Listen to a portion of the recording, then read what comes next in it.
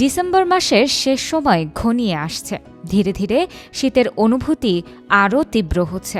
খাগড়াছড়ি জেলায় ক্রমেই শীতের দাপট বাড়তে থাকায় শহরের বিভিন্ন জায়গায় অস্থায়ী শীতের পোশাকের বাজার জমে উঠেছে। তবে বিশেষভাবে লক্ষণীয়, এবছর শীতের পোশাকের যোগান গত বছরের তুলনায় কম।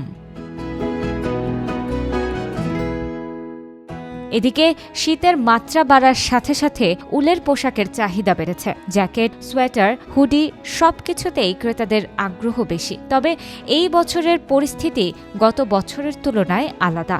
দোকানিরা জানাচ্ছেন, শীতের পোশাকের যোগান কম হওয়ায় দাম কিছুটা বেড়েছে।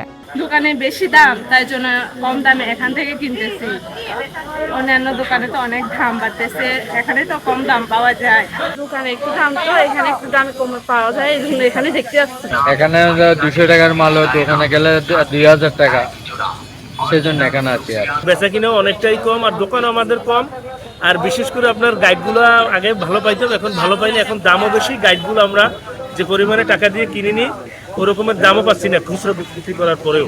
ভালোই সেল হচ্ছে, মোটামুটি আগের থেকে অনেকটা ভালো দিকে আসতেছে আর কি।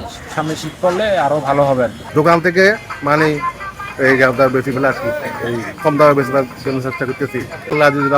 রহমত হলে বেচা কিনা ভালো হবে, আশা করতেছি। খাগড়াছড়ি জেলার পাহাড়ি এলাকার শীতের দাপট সমতলের চেয়ে বেশি, তাই বেশিরভাগ মানুষ উষ্ণ পোশাকের উপরেই নির্ভর করছেন।